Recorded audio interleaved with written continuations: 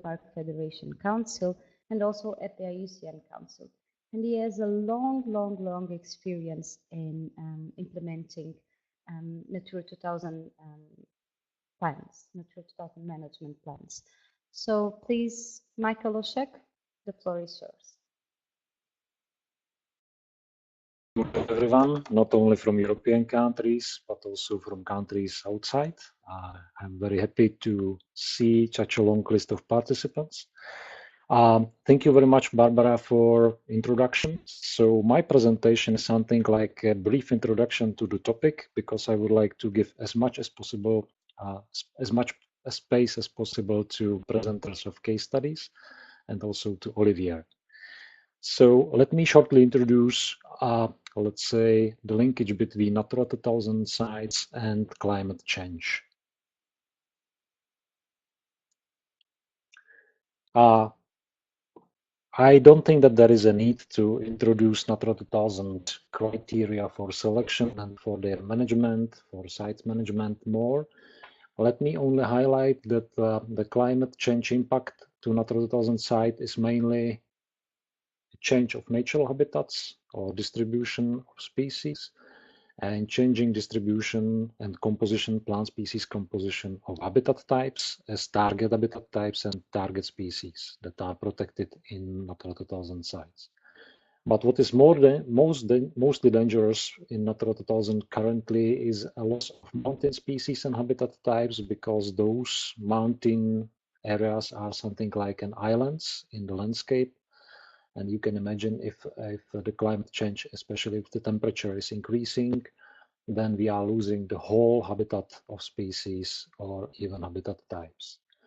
The same is about loss of endemics and strictly specialized species, because those are the most endangered by climate change. And I think especially this year showed us how fast the climate change is, much faster than we expected.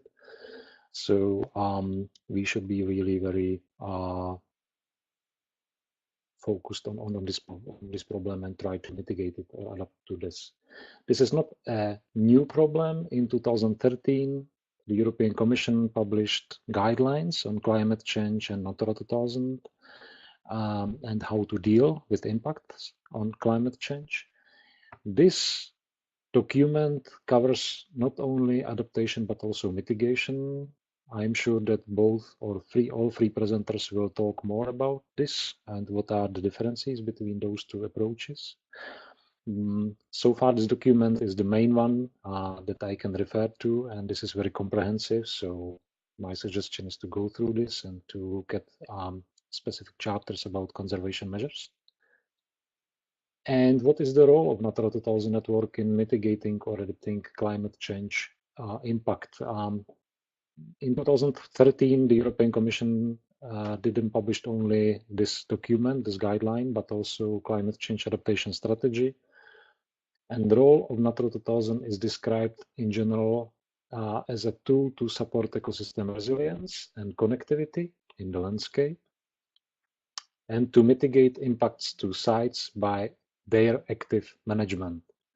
What is very important is that we need to develop specific measures suiting to new climate conditions and that are specific for Natura 2000 sites, because Natura 2000 sites are not typical protected areas. They are protecting only selected species and habitat types listed in annexes of respective nature directives.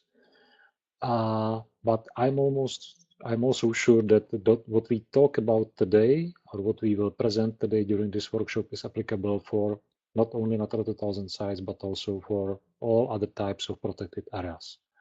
But mainly we talk about Natura 2000 sites.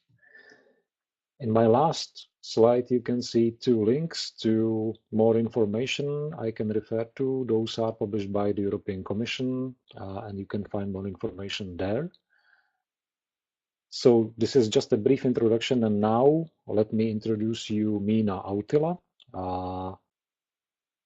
She is the first presenter, and she will present you a case of new conservation methods for the Saimaa ringed seal in a changing climate. Miina Autila works as a nature biologist in Metsähallitus, that is Parks and Wildlife Finland. She works on the EU-funded Safeguarding the Saimaa Ringed Seal Life Plus project, and before that, in since 2009 till 2014, she was a researcher at the University of Eastern Finland, where she studied the ecology and behavior of the Saimaa ringed seal and did her doctoral dissertation on the Saimaa ringed seal in a climate change. So she's really experienced in this issue, and I would like to give the floor to Miina now. So Miina. Thank you, Mikael, and welcome everyone to follow this presentation. The work I present here has been mainly conducted in this EU-funded Safeguarding the Saimaa Ringed Seal project. And the project will end at the end of this year.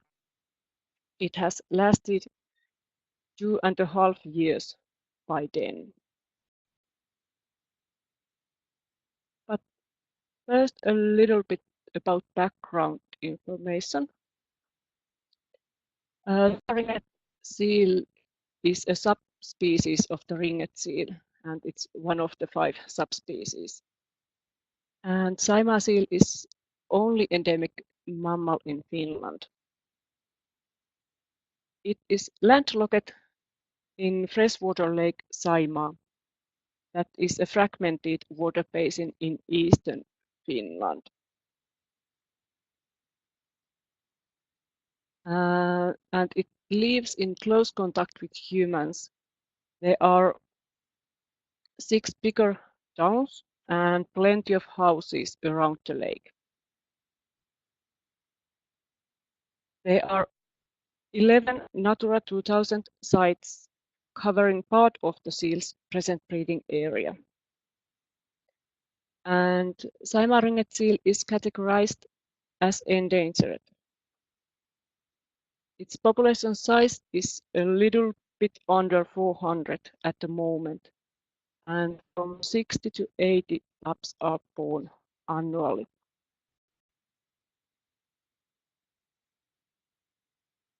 The breeding success of the Saimaa seal is dependent on sufficient snow and ice cover.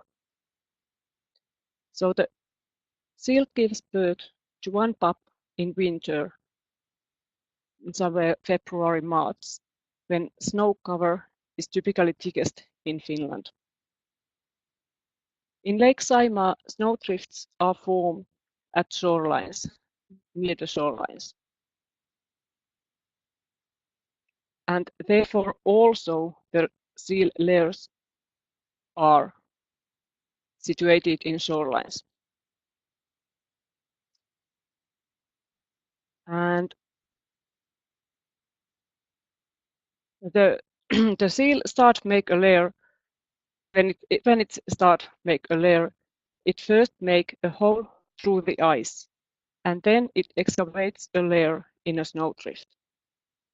The lair gives shelter, especially for pup, but also for the adults. And during winters with sufficient snow cover, the snow layer will shelter the pup by the end of April. Climate change causes problems. If you compare these pictures to the pictures on the previous slide, you see the difference.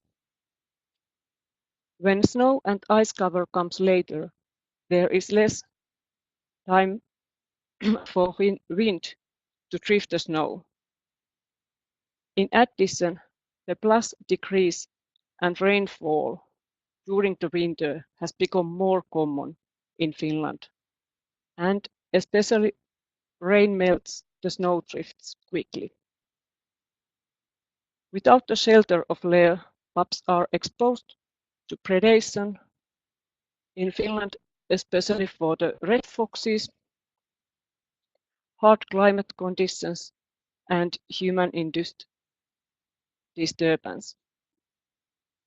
And as a result, the preventing mortality is increased, being near 30% when weak snow conditions.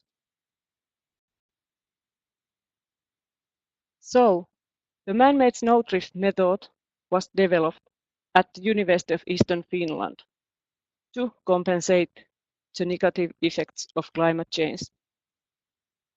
And implementation of this method as a conservation act was carried out by Metsähallitus in this LIFE project. There is a location plan for the man-made snowdrifts that has been updated annually according to information collected during the project. And for each drift, the snow was collected near the drift site.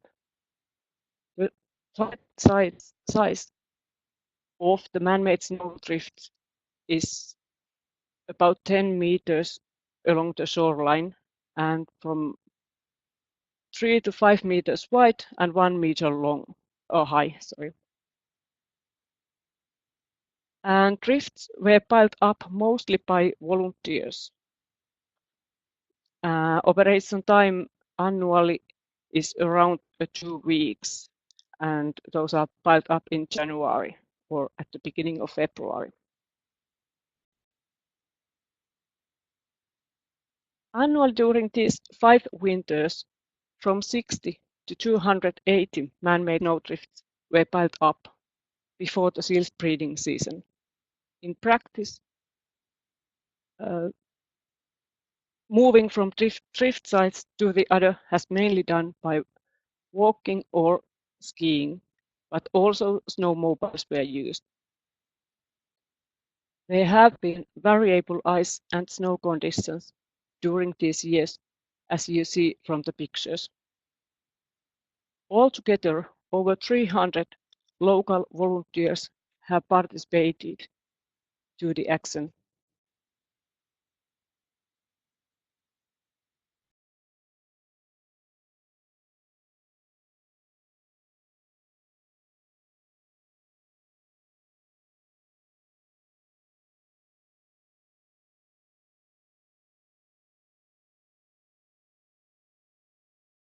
Over 260 pups were born in those drifts, which is 70% of all pups born during those years. And preventing mortality was relatively low, being 14% on average. Man-made snowdrifts is an effective conservation method as long as there is still ice and snow. So for the winters without sufficient ice and or snow cover, the development of artificial nest structures was started.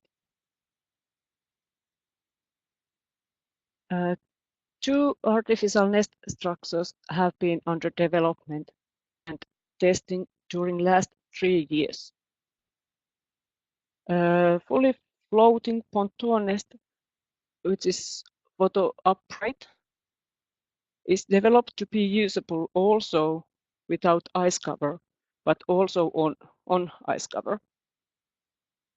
And then more simple reed nest that need ice platform.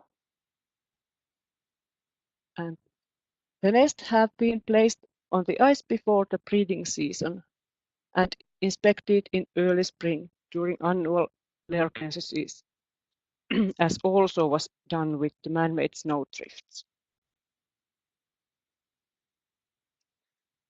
On the left are pictures of pontoon nests and on the right of reed nests. Both nest types are easy to transport on the ice using snowmobiles. And different configurations were tested. Some nests were surrounded by man-made snowdrifts, like here and here, and some were filled with snow, like here, and some were not. Here down you can see how those nests look that were used as a seal. So here's an ice hole and a platform for resting. Then results. In total, 10 pontoon nests were placed on the ice. Half of them were used by seal, and one pup was born on the combination of pontoon nest and man-made snowdrift.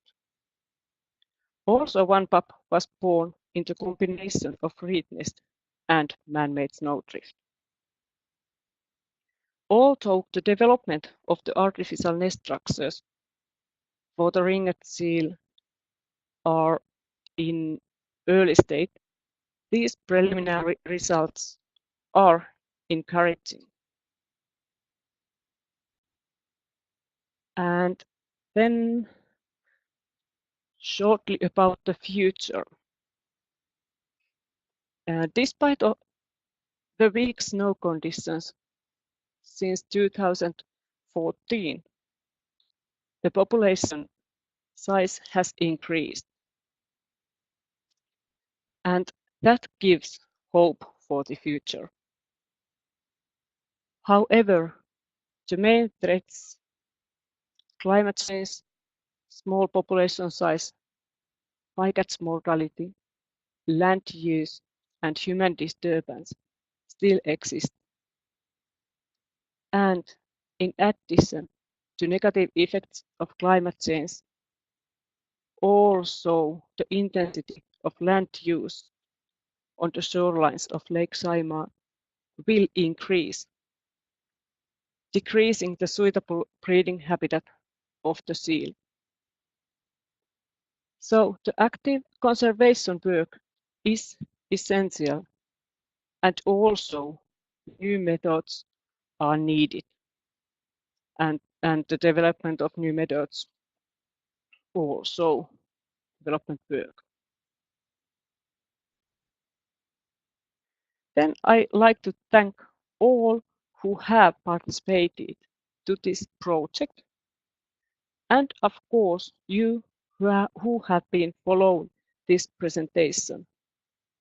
There is some links where you find more information. Thank you.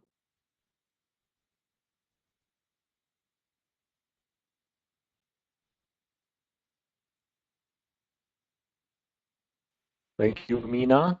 It was a very interesting example showing how much this particular species is dependent on our conservation measures. I would like to ask all participants to write down your questions to the chat on the box on the right side down, because we will have the discussion after all 3 presentations or 4 presentations. I see that some of you already asked for some information. We can either answer during next presentations, but better that you will answer, or presenters will answer at the end, so everybody will be focused on the discussion. And for now, let me introduce the next presenter. It is Marta Mujica from Spain. She is a director of the EUROPARC Spain office and Fundación Fernando González Bernaldez. Marta studied biology and ecology, and she has over 20 years of experience in working at the interface between protected areas, governmental administrations, and academic research universities. So now I would like to ask Marta to present the toolkit for incorporating adaptation to climate change in the planning and management of protected areas. Marta, floor is yours. Thank you very much, my dear colleagues. Very good pronunciation of the difficult name of our foundation, which is the name of a famous ecologist in Spain called Fernando González Bernaldez. So thank you very much for inviting me to share with you our experience from the Spanish office of EUROPARC Spain, trying to deal with this difficult and problem that we have all over the world, which is climate change. To start, I think we all agree that protected areas are a tool, not an end in themselves, but they are long-term social projects with a specific aims related to nature conservation in a very broad sense. You already mentioned in your introduction that it can be a problem if we are an island within the whole territory, and this is part of the problem of the design of some protected areas. But on the other side, climate change is also a long-term again, and a global phenomenon. So protected areas, I think, are privileged places for learning and acting about climate change. In the introduction, it was also mentioned two complementary strategies to face climate change, which is mitigation and adaptation. And I would like to stress that we need both strategies. They work in different scales, and we as humans, we have to work in both strategies. But in the case I will present, we focused on adaptation, which is mainly focused to aiming to reduce the vulnerability of ecological and social systems to the impact we are already suffering of climate change. So the aim is to increase the resilience, which is the capacity to recover after a disturbance.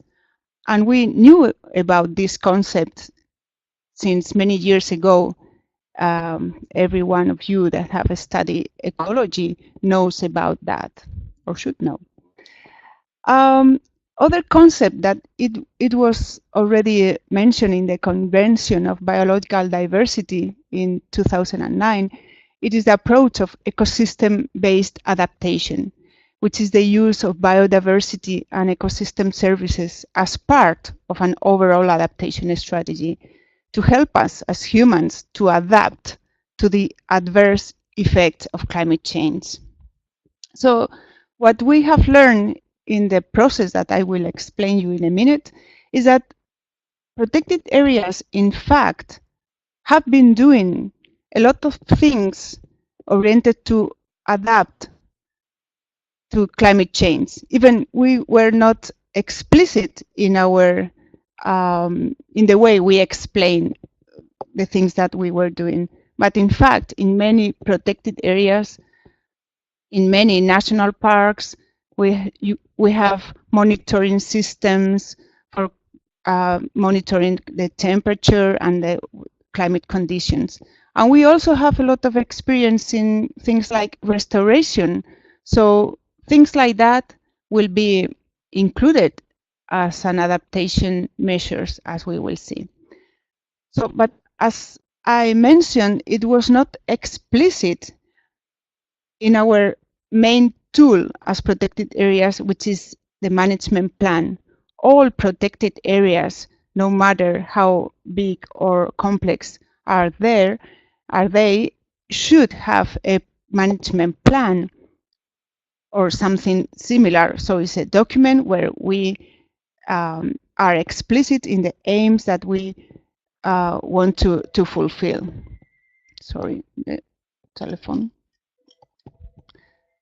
Okay, so we started asking the managers, sorry for the telephone, I'm alone in my office. Why is climate change adaptation not considered in planning and management of protected areas? So we asked researchers and managers, and one of the reasons they identified is the lack of practical tools. So it gave us 2 years ago some ideas to develop some practical tools to put climate change adaptation as a, let's say, a new priority for the managers. During 1.5 years, more or less, we developed sorry, these people.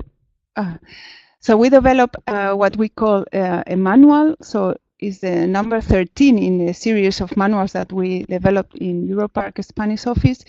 It was a very participatory work with the managers and some researchers related to protected areas. So there is the book that is available in our website.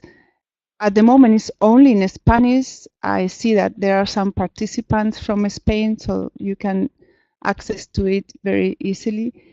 We are trying to find money to translate the document. So if you have any ideas, please let me know. But then, besides the manual, we have developed a toolkit, which is an online tool to go through all the contents of the manual, but with more examples and more links to other experience. So in this presentation, I would like to stress this is the main access to the toolbox. It explains the phases that we cover in a management plan. So if you click in any of these boxes, you will find more information about the diagnosis, the identification of key objects of conservation, etc. So the idea is that if we accept a system like this, more or less, I think in any country, we follow more or less the same rules to organize a management plan. So we usually have these general objectives, diagnosis, operative objectives, actions, results, and a monitoring and evaluation to monitor if the management plan is working well. So the idea is to include climate change adaptation as in a natural way in the whole cycle of planning and management. So we can do it. In fact, we should do it in all the phases when we identify the general objectives, diagnosis, operative objectives, actions, and monitoring and evaluation. Some examples. As I mentioned at the beginning, the idea is to increase resilience to decrease vulnerability. So in the diagnosis, let's introduce information about the current climate, but mainly the trends. If we have information, there are lots of information from the scientific world, usually all over the world, about the scenarios that we can predict concerning climate change. So it helps us to analyze the vulnerability, and then it helps us to specify and identify the concrete objectives that we should include in our management plan. Also in the monitoring and evaluation, let's introduce also some variables concerning monitoring of climatic, phenological, and other variables. And finally, the actions. I will give you some more examples. All the actions will probably include measures to increase heterogeneity, improve connectivity, reduce pollution, restore habitats, etc. So together with the manual, we have developed a quite simple checklist. It is called lista de chequeo in Spanish. It's a document. It's a Word template where we can go through different criteria to check whether we have think about these criteria in our management plan, or if we are reviewing an existing management plan, we can identify those items that can be missing so we can improve our management plan. So this is the checklist. In the toolkit, we also have included seven case studies from different parts, different protected areas, and also from national parks to some Natura 2000 places. So we tried to cover the complexity of the typology of protected areas and Natura 2000 we have in Spain. So in the toolkit, you can also find the specific approach in these cases where they were reviewing or in fact starting a management plan, including the criteria that we proposed in our guideline. For instance, the case of Teide National Park in the Canary Island of Tenerife. It is an interesting example because we have the highest peak in Spain, almost 4,000 meters high. It's one of the biggest volcanoes in the world. And there is a lot of information about the scenarios of climate. So here, in this case, they have identified the most vulnerable species, and they have identified a series of measures to get adapted to the effects of climate change. And also, I would like to stress the opportunity for involving having people, stakeholders involved in the process. I think in many process of designing management plans, we also have some participatory processes, but the idea of talking about climate change, I think it give the participants to think in a long term, in a different way. They get more involved. To finalize, the toolkit includes other links, examples from other entities like the Spanish Office of Climate Change, like the Observatory of Climate Change in the Pyrenees, or other examples in Sierra Nevada. Listening to Mina's example, I think we can also include other examples like yours in Finland, or the experiences that we are sharing in this webinar. So this is an open toolkit, and we can add more information. And just going to the end, these processes are teaching us a lot of things. We really have new challenges, also for training and capacity development. For instance, in a master degree that we developed in Spain since 18 years ago, climate change was not that explicit, but with this experience that we have gained with the process of producing these guidelines, we will introduce this topic for the next generations of managers or professionals working on protected areas. We need you, young people, and I think you will be much more ready for working in a more in a long-term, under a long-term approach, and we really need this input from your experience. And so I think for the moment is enough, and I will be happy to share with you your questions. Thank you. Thank you, Marta. Thank you very much. So what is needed now is to translate your toolkit to English and then to share it with others. But I think it's quite clear what is the content now and how it is important to share it with other European countries. Before we will start the discussion, I would like to ask Olivier de Sadeler, as already introduced by Barbara, to present us Natura Adapt project. I hope that Olivier is now ready to present it. Yes, I would like to pass the floor to him. So Olivier, floor is yours. Can you hear me properly? Okay. Good afternoon, everyone.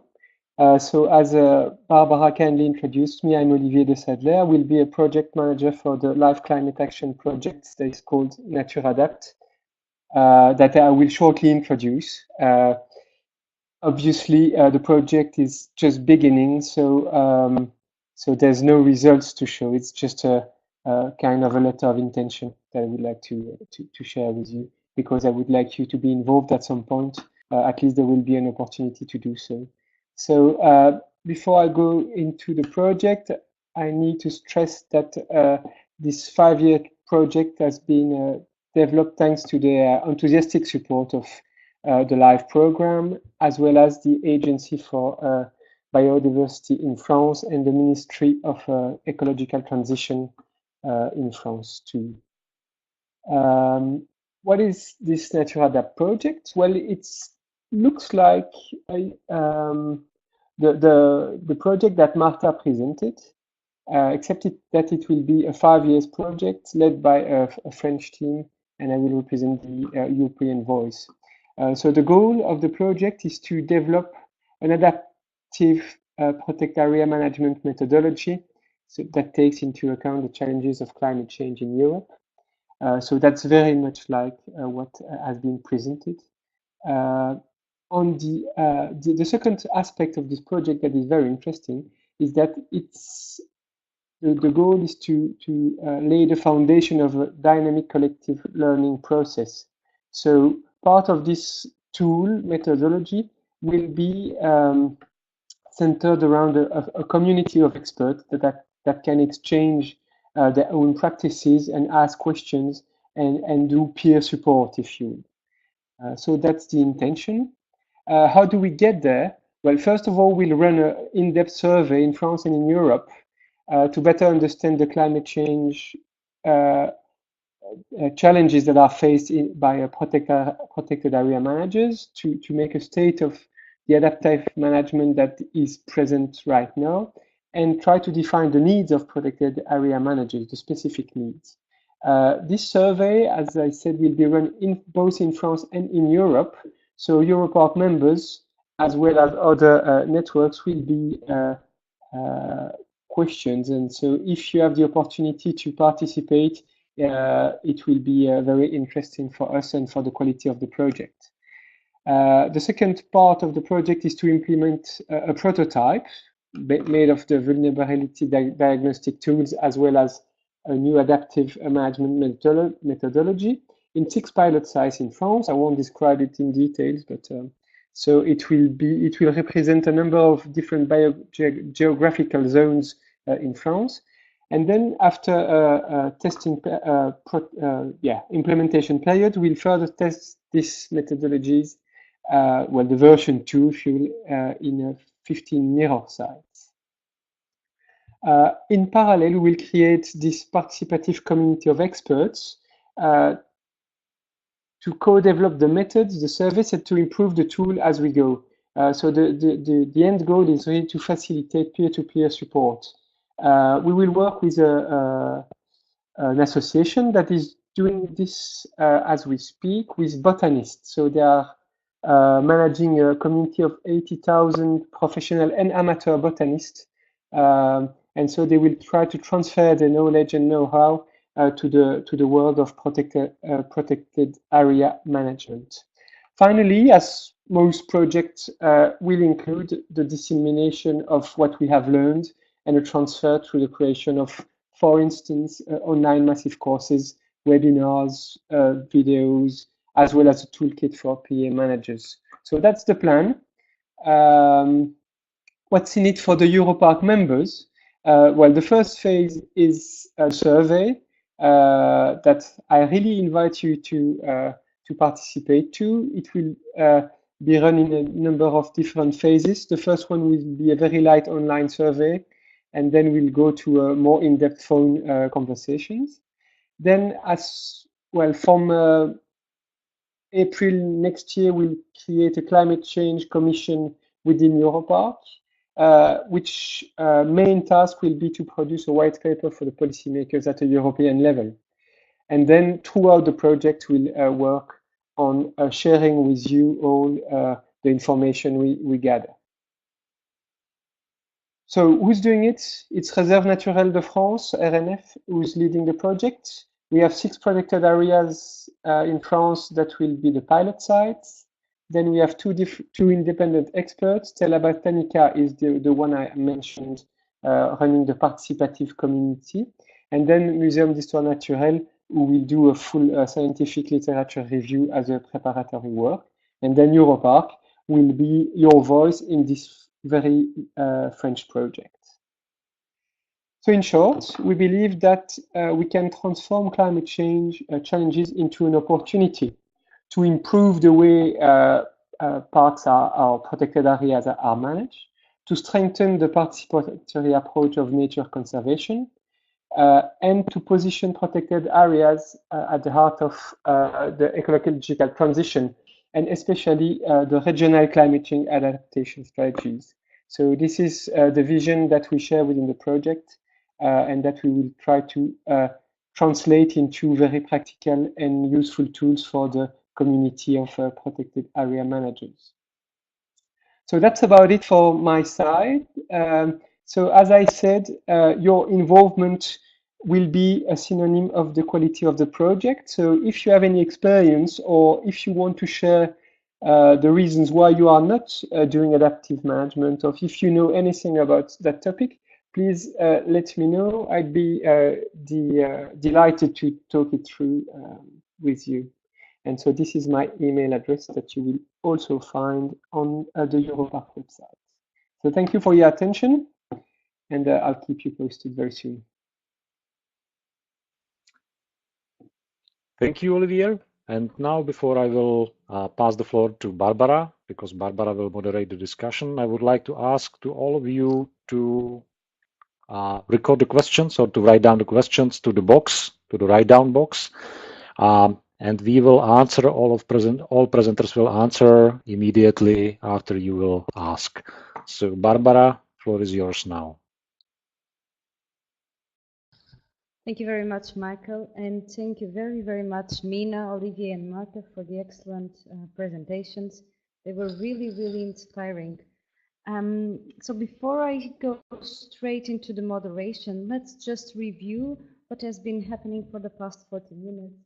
And we have heard how climate change is affecting the loss of habitats and impact on species.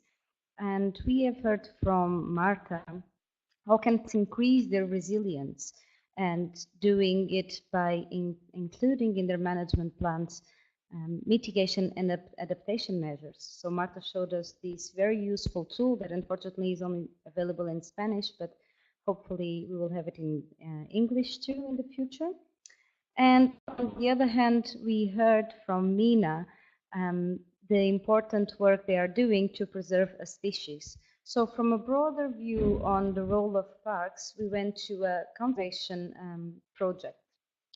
So with this in mind, I would like you to invite you to still write down your questions. And I will start by asking Mina one of the questions that Tim has written. So Mina, what is the seal's food? One first question. And is climate change affecting the lake's ecology and the seal's food? Can you please elaborate on this, Mina? Yes, thank you. Saimaa seals eat fish, and they are generalists, meaning that they use different fish species, and they most, or let's say they eat small. That means that something smaller than 10 centimeters long, and schooling fish species like smelt, rough, wendage, and so on. And it has been estimated that climate change will have effects also to the lakes ecology, especially for the for fish species, those salmon fish species, a number of individuals would or will decrease. But that's not big problem to Saimaa seal because it's generalist and it's able to eat most common species, whatever those species are. So I think maybe this is the answer. Okay, thank you very much, Mina. I have also a question. So you mentioned these two different approaches. On one hand, producing snowdrifts, and on the other hand, creating these artificial nest types, these two types. In the future, what would be your main preference? So these methodologies were developed under a project, a funded project, but what is the future now? Will you keep implementing any of those measures? Those man-made snowdrifts, we will do those also in the future if they are needed, but that the development of the artificial nest structures at the moment when this LIFE project ends, we don't have funding for that. But of course we are applying and trying to find a way of also continuing that. But the man-made snowdrifts will stay as a permanent conservation action also in the future. Okay, yeah, that's very good. And this leads us all to the question that Isha has just written. What would be the ideal population of the Saimaa seal? And at what point is the interruption of this man-made measure no longer necessary? Well, that's a good question. We all can be sure that less than 400 is not enough. And there has been estimations about the earlier population size before it has collapsed due to the human activities. And it has been estimated that the population has been something between even maybe near 4,000 seals. But it's hard to say any numbers what it should be, because of course at the moment when the climate and environment change so quickly, so more we have seals, then it's more possible that that the Saimaa seal will survive also in the future. But I'm not brave enough to say any exact numbers.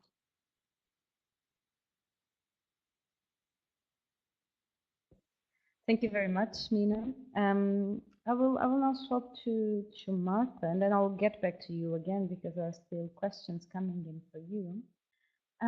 Martha, about the toolkit, there are several questions, but I would like you to please make clear if is the toolkit currently only applied in Spain, and if there are any plans to expand it to other countries. I assume the methodology is there and other parks can apply it. Is it correct? Yes, thank you, Barbara. Yes, well, when we say only in Spain, yeah, you are correct. It's only in one country, but it's a huge country, very diverse.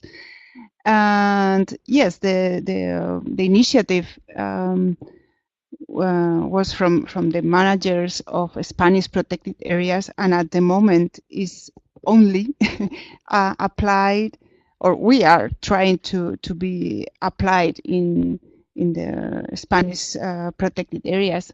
I think I'm sure there will be similarities.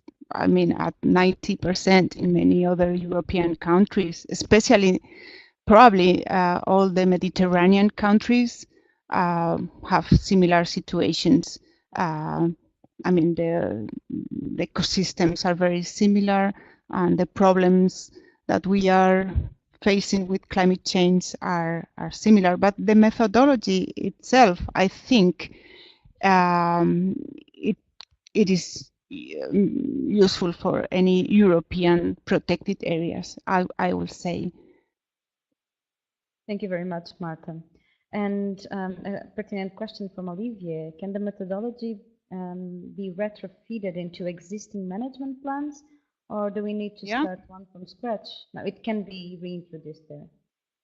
Yes, this is the checklist I mentioned is thought to, I mean, if you have already a management plan and you take this checklist, it is a way to check whether the criteria that we proposed in the manual, in the guidelines, fix with your existing management plan. Is it clear what I'm saying? So Yeah. you can take your existing management plan and confront with the checklist, and then you can identify, okay, my management plan already covers these criteria or not, or so you can improve or you can adapt your existing management plan following the criteria. You can include the criteria of adaptation of climate change in your management plan. I have seen that there are several questions about that. In the case studies, they were about that. For instance, the example of the Teide National Park is an old national park. It was declared in the 50s, last century. Now they are in the process of reviewing their management plan. So they took the criteria of the manual to include in the new management plan these guidelines. Or we have another example in a small protected landscape that has no management plan yet. So since the very beginning, they are following the methodology that we are proposing to include adaptation to climate change.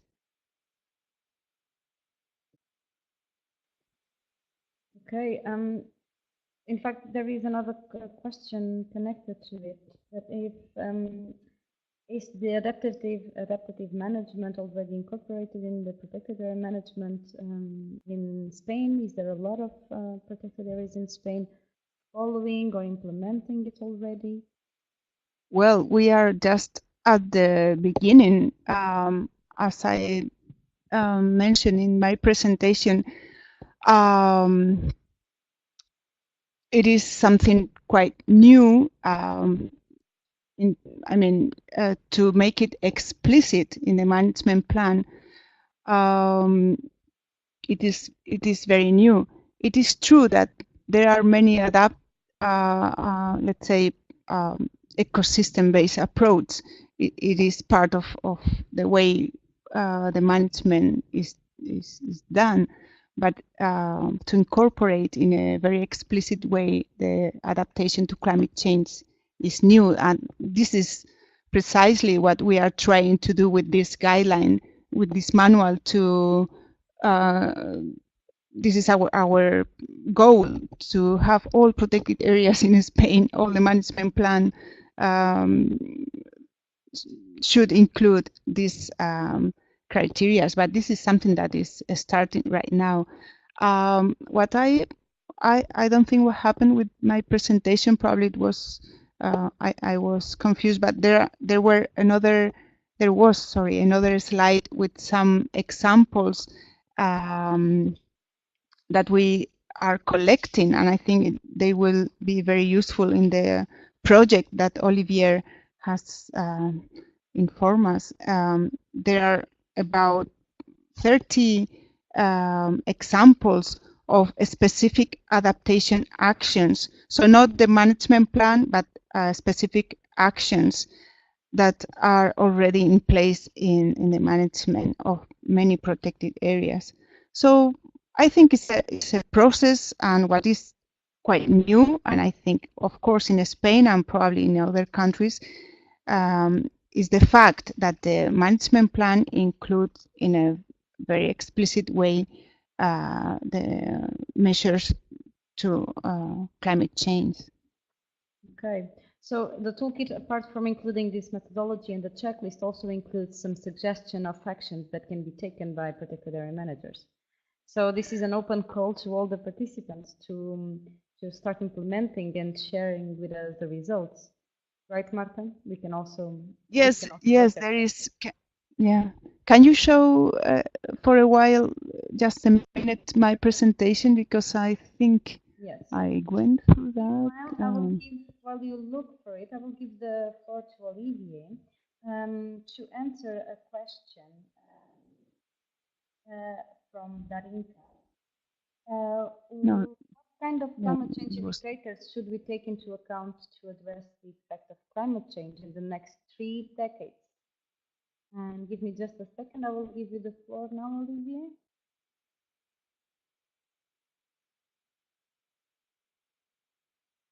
Okay, you should be able to speak now. Yes, that's a very good question that will be central to the project. So I'm afraid I can't answer right now because one major part of the exercise is to define what are the relevant indicators. And by relevant, I mean indicators that will help us, well, follow up on the vulnerability or the resilience to climate change. And the practicality of use, because it will be worthless to create very high-tech indicators that no one can compute. So I'm sorry, Darinka, I can't respond concretely because that's really at the heart of the project and so the coming years of work. Okay. So I will address also the same question to Marta. Maybe Marta that has implemented, maybe she has some idea. What will be, Marta, what kind of climate change indicators should we take into account to address the effect of climate change in the last 3 decades? The main ones.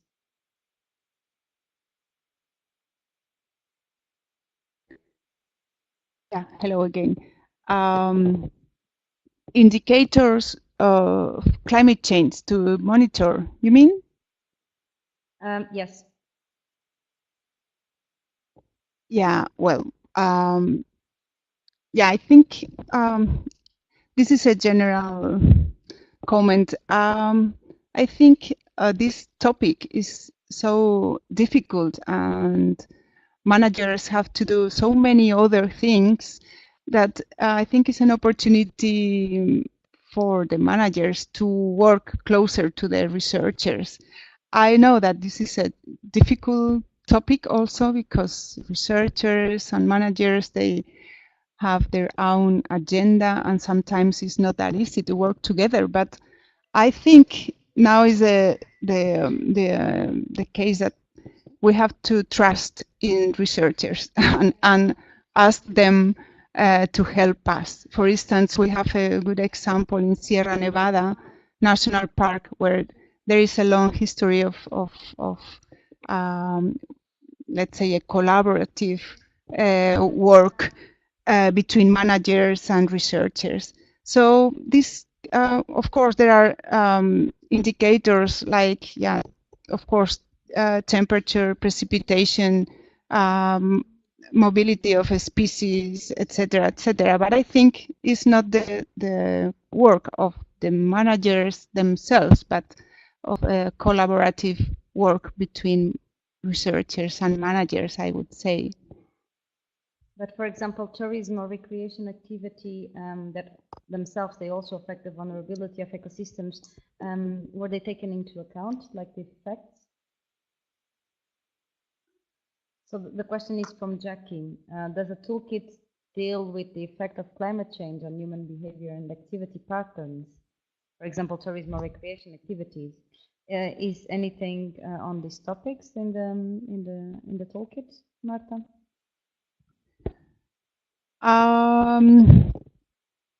Yeah, but then you are not talking about indicators. You are talking about, let's say, activities that can be affected by the climate change, or changes in the economic activities that can be expected from the effects of climate change. But yeah, I see the difference. But were they are they also considered in the toolkit? Well, the toolkit, what it give us is a guidance to foreseeing the actions that should be included in the management plan to face the effects of climate change. I mean, if you follow the methodology and you have a diagnosis where you are able to analyze those factors that are more vulnerable, and one aspect could be, let's say, the agriculture in this area, or the behavior of tourism in the area, then you can predict some actions to face how these factors will be affected by climate change. You see the logic of it? So it's not that tourism is an issue, but if you analyze in your when you review Exactly. Yeah. So it depends on the protected area, on the context of the protected area itself. And what the toolkit teaches is the thinking process behind it.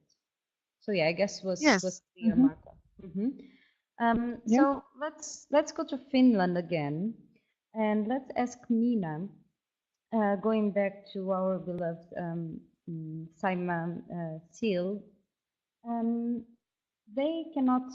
The seals cannot move easily to another area as the climate changes. But is there any possibility of moving them to another more suitable area? I mean, is this feasible or ethical correct?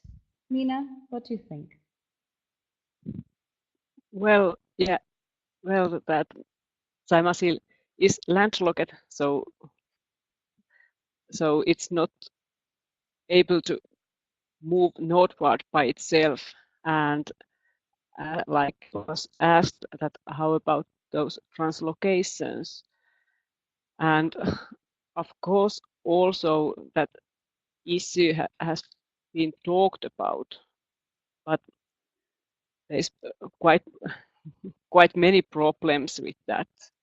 Of course, first is that the Saimaa seal is adapted to Lake Saimaa, and moving individuals to the completely new environment would be quite big risk.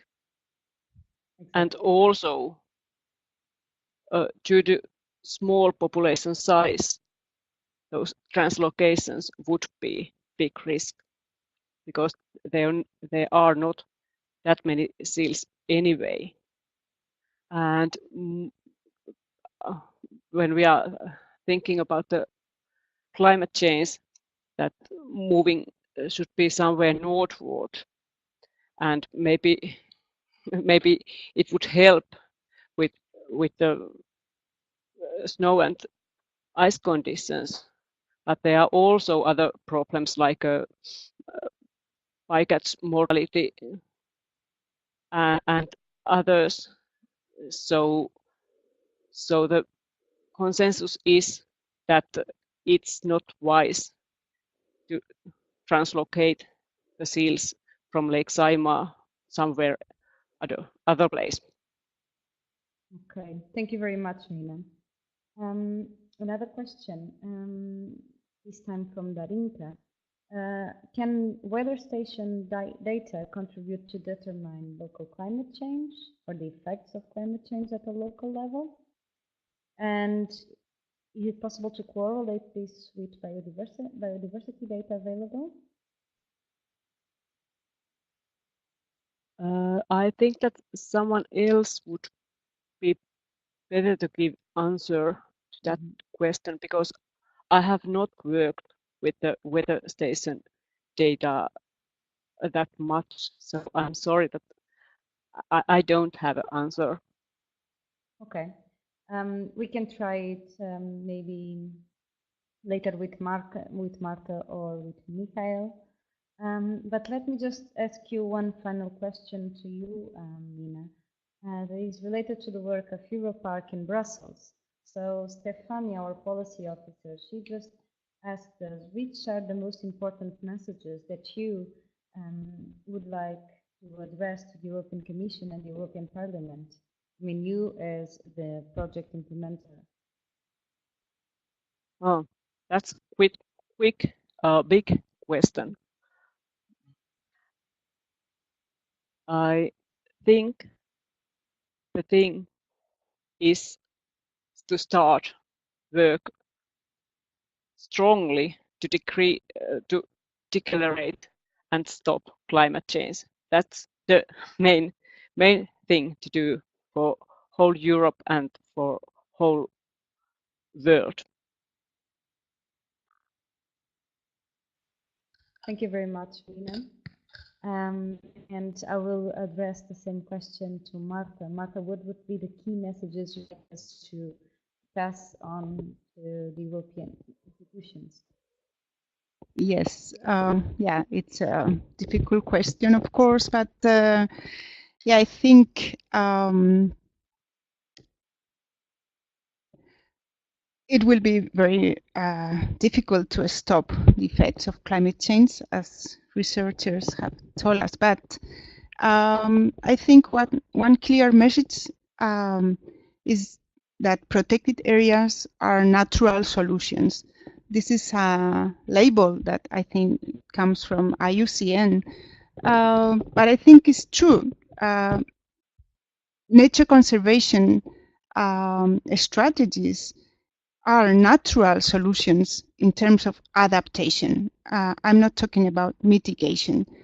Of course, we have to, as I said before, we have to keep working on mitigation. So use of renewable energies, decrease of emissions, and so on. But adaptation is something very natural for protected areas. So it is an opportunity for asking more attention and more support from the politicians to the protected areas. But protected areas, of course, are territories, but behind there are people, there are teams, there are people that are working hard, and we need the support of the politicians to have more, let's say, resources, not only money, but visibility. So I think we can be leaders and inspirational for other sectors. Then we need more institutional support. We can give examples of good governance. Also, we have to increase this also, let's say, multi-sectorial approach. We are not only working on nature conservation, we are working on education and communication. So let's give the Commission more examples from protected areas to show them that we can give, and we are giving natural solutions to face the problem that we have with climate change. Absolutely, Marta. And you mentioned education and engagement of local communities, but also Mina gave us a very interesting example on volunteering, how to involve volunteers in the conservation aspect. And this also raises awareness on the need of nature conservation measures. So I agree with both of you, but I would also like to hear the opinion of Michael in regards to this question. So what are the messages that we need to pass to European institutions, Michael? So now we are asking about the data and correlation of data with the climate change. Is it so? Can you No, hear first, me? yes. First, the messages that you would like to pass on to European institutions, and then. Okay, yeah. So we are going back to Natura 2000 network and to protected areas.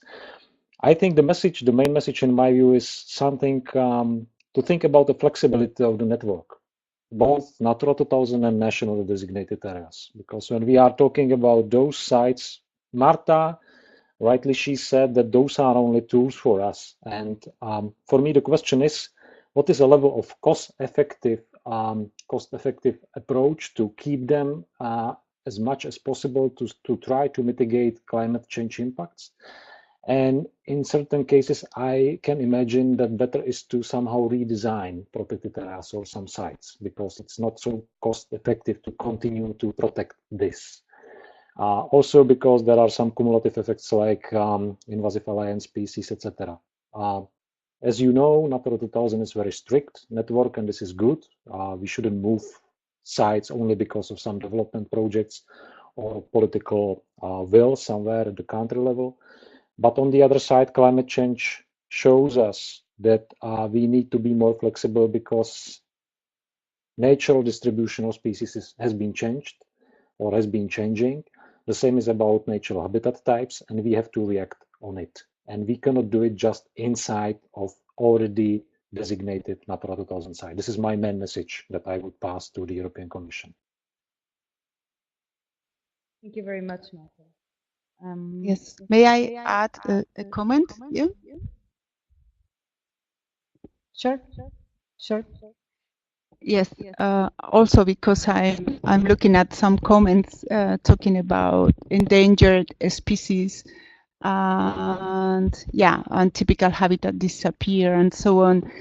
I think we have to assume that nature is dynamic. Natural processes are dynamic. Now, with the climate change discussion, is more evident than ever, but ecologists know that nature is always dynamic.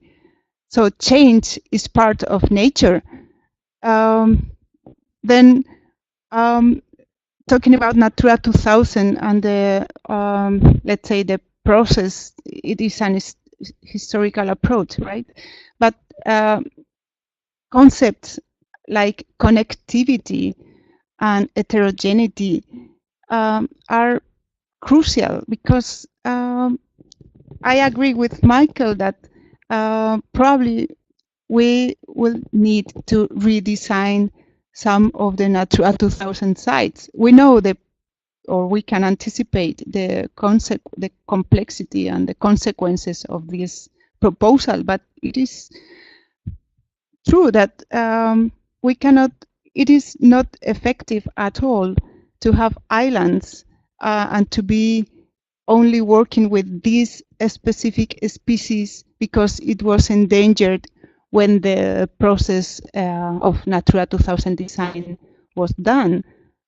Species will be always endangered because of different processes like infrastructures, land use changes, etc. But now with climate change evidences is much more clear. So protected areas will have to keep working on species and habitats. But this is nothing in the air. This is part of the natural processes. This is part of the ecosystems functioning. So we have to incorporate this, let's say, more ecological concept into the discussions. Otherwise, we are only working with some pieces, and we have to have the whole picture of the territory. Not to talk about marine areas that we are not covering in this discussion, but in the sea, it is much more clear that everything is connected. But in the sea, in the land, it is also like this. Everything is connected. Thank you very much, Marta. And we will have the chance to talk about sea in the next webinar. But before we go, I would just like to give again the voice to Michael so he can tell us a bit more about the data collection. Thank you, Barbara. I see another question from Ivana Jovanovic from Serbia. The question is, in the high mountains, high mountain protected areas in Serbia, large areas of old conifer forests are drying out, probably due to synergy of climate change and pathogen gypsy moth. Have you considered this case scenario and proposed some measures for its mitigation? I think this is also connected to the question about how those data about temperature, about climate correlate with data about biodiversity. Let me give you my view on it based on my experience from Serbia, by chance, because 2 years ago I was invited to develop indicators on climate change impact on biodiversity for Serbia at the country level. And it was a very challenging task because it's almost impossible at the protected area level to develop some kind of sophisticated indicators that show a complexity of all impacts in the site. What you can do is that you can take one species or one habitat type and to develop a kind of simple indicator showing what is the climate change impact plus some cumulative effects to one habitat type or to one species or a group of species with similar conditions. But I don't know any other example from any other country that could show that could be, let's say, a well-developed set of indicators on climate change. So it's case-by-case approach, and we have to start with simple steps, and then we can learn more about it. We have to learn more about it, and then we can develop something more sophisticated. So there is a correlation, but there is a lot of influences, and we are still not able to recognize what is their level, what is their level of impact to the biodiversity. That's my answer. So it's very hard to find a correlation. But if you talk about one species, it is much simpler. It's much easier than when we talk about protected area in general, about all target species. Thank you very much, Michael. I fear we are running out of time already.